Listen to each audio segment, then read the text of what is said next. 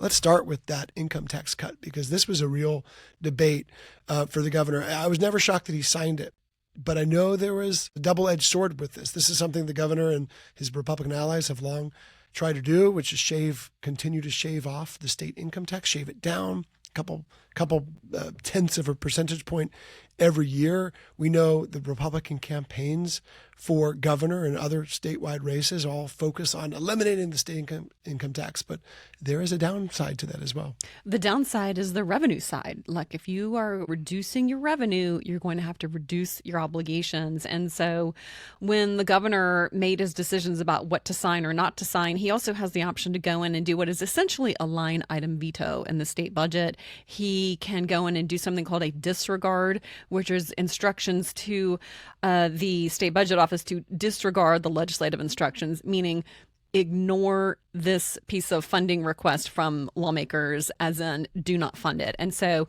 we heard from the governor yesterday afternoon in his office that he had made a number of disregards. We had heard earlier from some appropriators that they felt like it was going to be, in the words of what somebody said to you, a bloodbath. And you don't quite get an idea of the scope of what that looks like until we started to see the disregards from the governor. And I mean, there are some. It's not cutting existing funds. It is cutting new funding to very specific and in some cases really important programs that lawmakers had wanted to fund. But the governor is saying, listen, if you guys come in and do a huge tax cut, which they have done, and you want to do new spending, one of the two has got to go. He told us in his remarks he told us in his remarks at the state capitol that lawmakers knew that when they passed the tax cut and passed the spending, he was going to have to veto one or the other. And so he's come in and vetoed a number of these spending programs that lawmakers wanted. They've been working in some cases years to get them funded. Some of them are really, really small.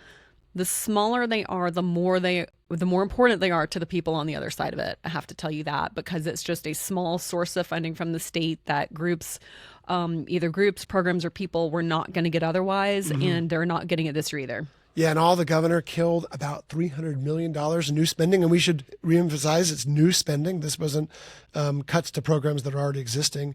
That does not include literacy programs and some benefits for state law enforcement officers, but it does include money for homeless veterans, K through 12 student transportation, airport infrastructure, school safety grants, outdoor recreation projects, other legislative priorities. There was a lot of hurt feelings around the Gold Dome, Patricia, this week. Also, he cited the fiscal squeeze in vetoing about a half dozen other pieces of legislation that would have expanded a timber tax credit, extended tax breaks for museums and fine arts performances, boosted incentives for historic properties, and created a Georgia music office. And a big one, another one would have steered money into a state fund that is designed to preserve parks, trails, and wildlife. So there are a lot of upset lawmakers who had fought for those. Many of those were bipartisan priorities.